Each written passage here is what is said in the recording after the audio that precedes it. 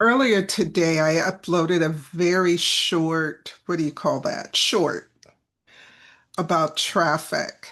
Um, I got caught up in traffic. It did not prevent me from getting to my notary appointment on time, though, fortunately. And that is because of the location that the signer and I decided to meet at. Unfortunately, for the signer, the customer. That was not the case, excuse me. Um, they got stuck in traffic, and about 10 minutes before the appointment time, they kindly sent me a text message and let me know that they were about 20 minutes away. Now, if I had a lot planned or going on today, waiting 20 minutes for a client would feel like a big deal. If I had another appointment, meetings, or whatever. But I didn't this evening. And so I let them know. One, thank you for texting me and letting me know. Two, I saw the traffic and experienced the traffic. I mean, there was something major going on, major going on this evening. So I texted back, that's fine. I will wait and we'll take care of the notarization when you arrive. Well, when someone is texting you back and you see it's really not an ellipsis, maybe it is, the dot, dot, dot, dot, and a little bubble. So I said, okay, they're either about to say fine or not fine. But the ellipsis, the dot, dot, dot, never turned into words. It would stop, it would start, and I was like, this sounds like a big deal. So I just picked up the phone and called them. And again, reiterated, I don't mind waiting. It's not a big deal. I'm already here. And if you can get here in 20 minutes, that works for me. Well, the individual said, well, Michelle, I don't know if you can hear, but I've got a toddler in the car with me, and the toddler has had enough of the traffic, and I could hear toddler in the background. I don't want to say having a meltdown, but throwing a little bit of a tantrum. And the parent was concerned about that. So, experienced notary Michelle to the rescue. I said, no problem. I said, I tell you what, instead of you and your child coming in to meet me, we were meeting at a food establishment.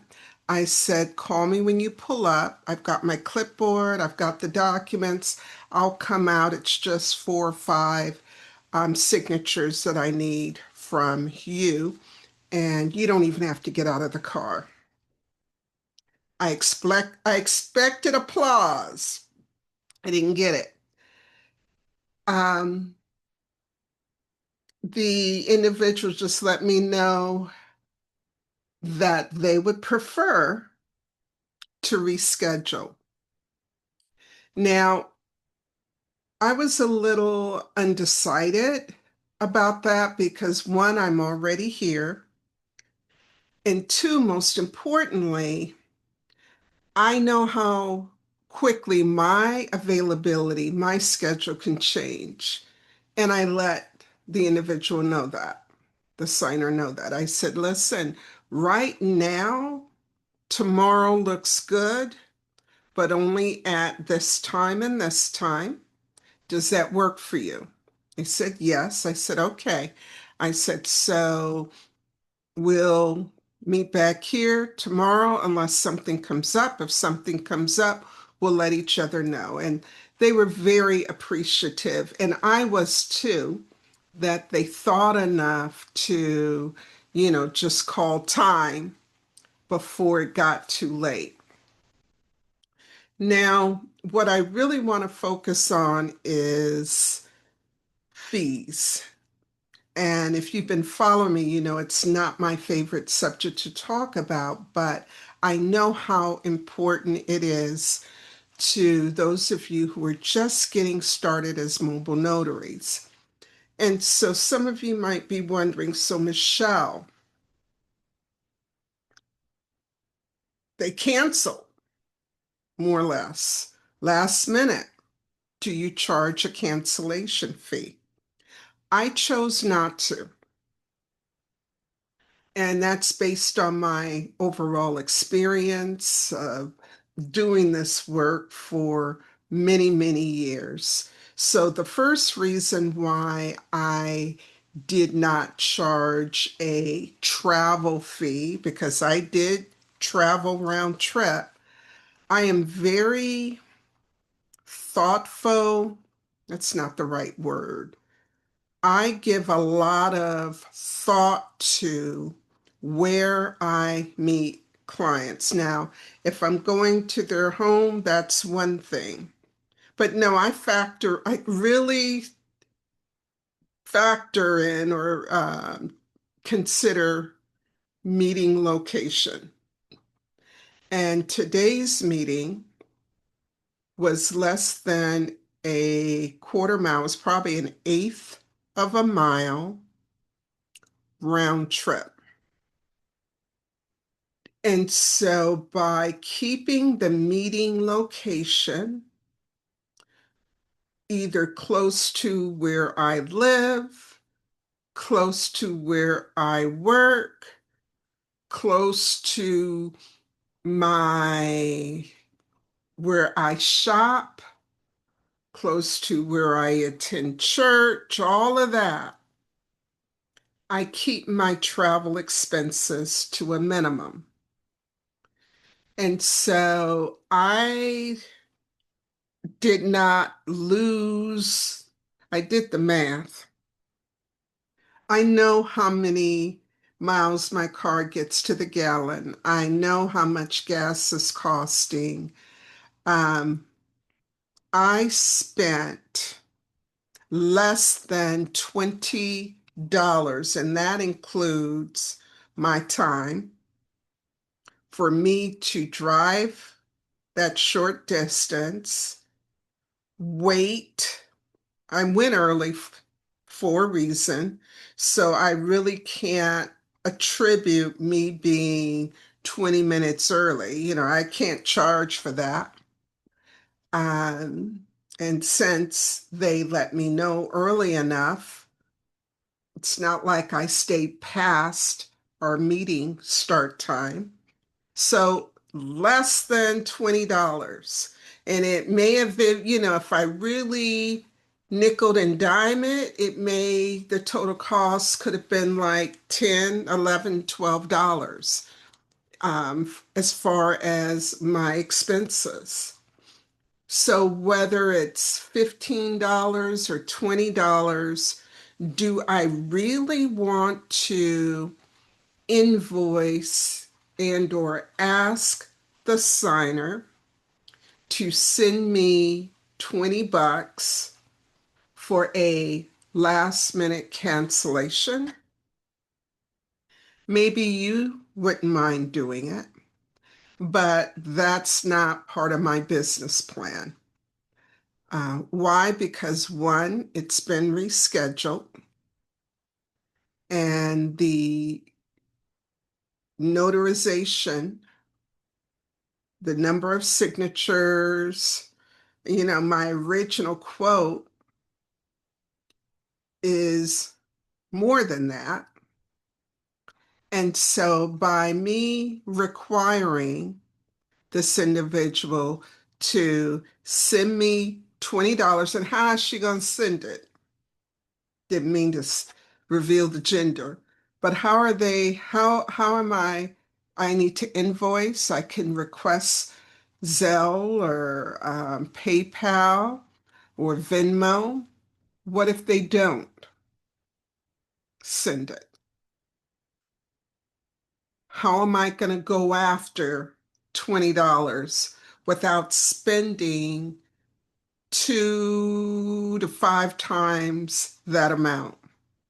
And what would prevent the individual from saying, you know what, I'm paying Michelle $20 for cancellation, and now tomorrow I've got to pay $40 to $50 for the appointment.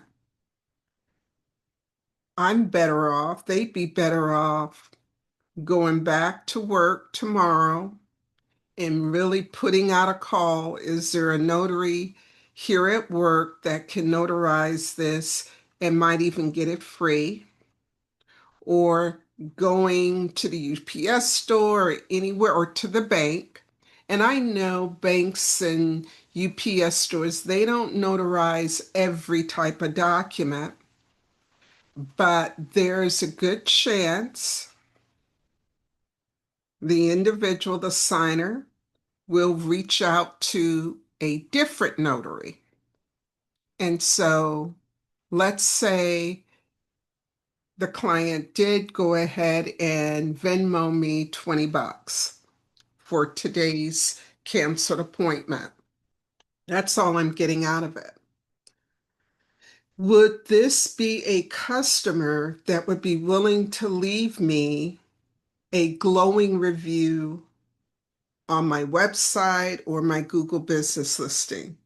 Probably not. One, we never met.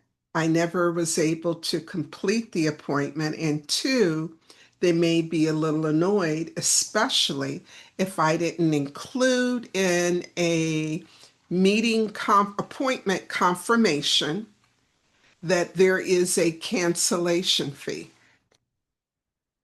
Okay. Now, if I put that in my meeting confirmation, they would expect that, but still, they might be like, shucks. I mean, things happen. Parents, you know that. Um, you know, the child may have missed nap time. It may have been time for a snack, whatever it was. The signer was like, I'm better off going home right now than getting these documents signed.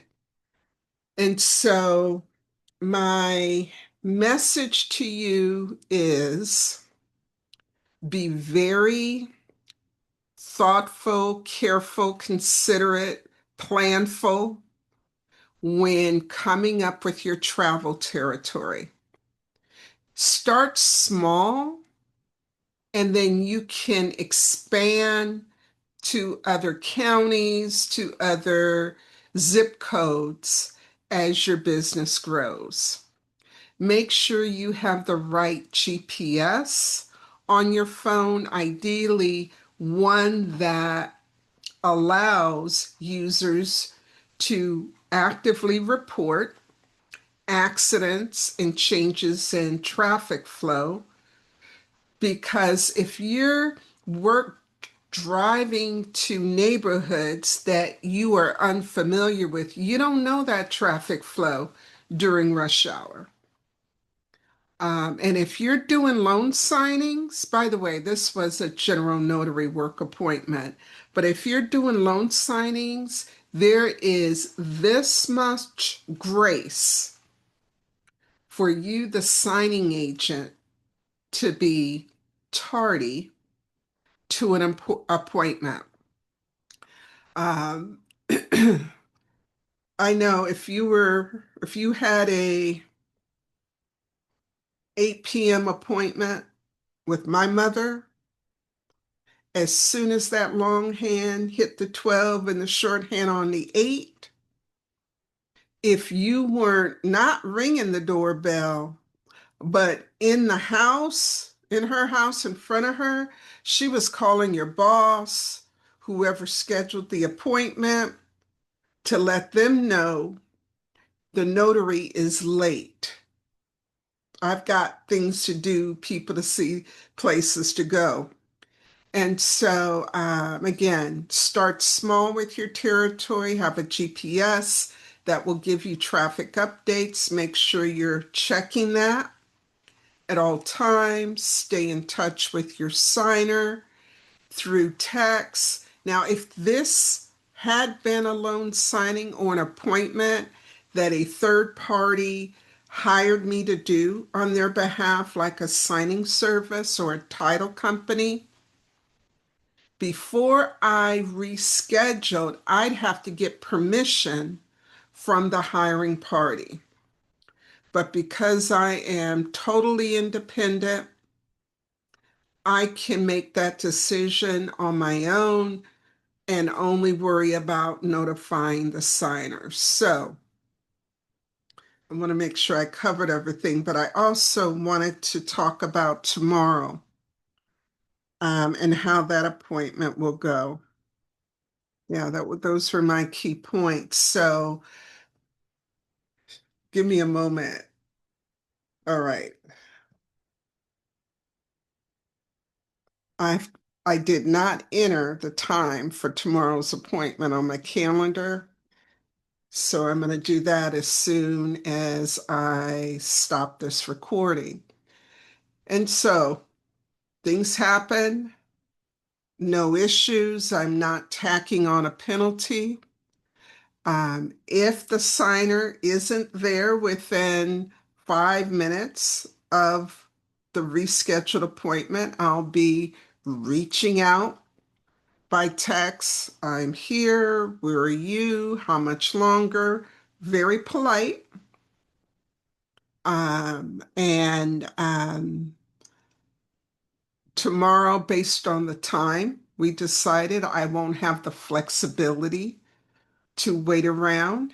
And so I am confident that we'll get it done and that they will be on time. But I want to encourage you to start coming up with your own plan of action.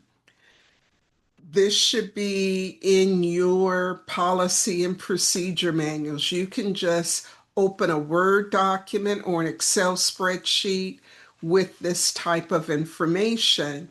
What are you going to do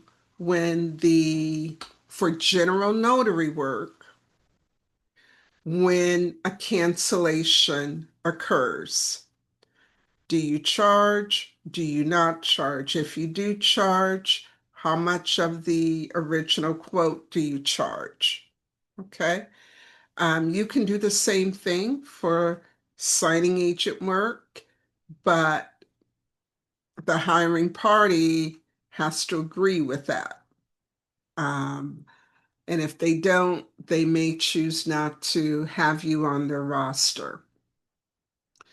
But yeah, these are some of the very common routine things that come up when you schedule an appointment, because life happens. It happens for the signer, and it definitely happens for the notary as well.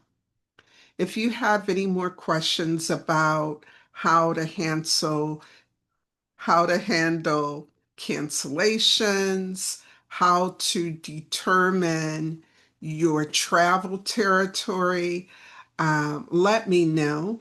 But be sure, I've got about 4 or 5, I think now, other videos where I talk about fees and what you should consider, um, and factor in when developing your own pricing strategy for your services. Um, I did, I saw today or yesterday in a Facebook group, an Alabama notary posted that she knows of an Alabama notary who charged $400 for travel, I have to go back to the post, and 14 miles. I don't know off the top of my head the number of notarizations. I don't tell anyone else how to do their business except for what I'm about to say. Your pricing strategy must not, should not, cannot contradict, go counter to what Alabama state laws and best practices outline for us. So before you start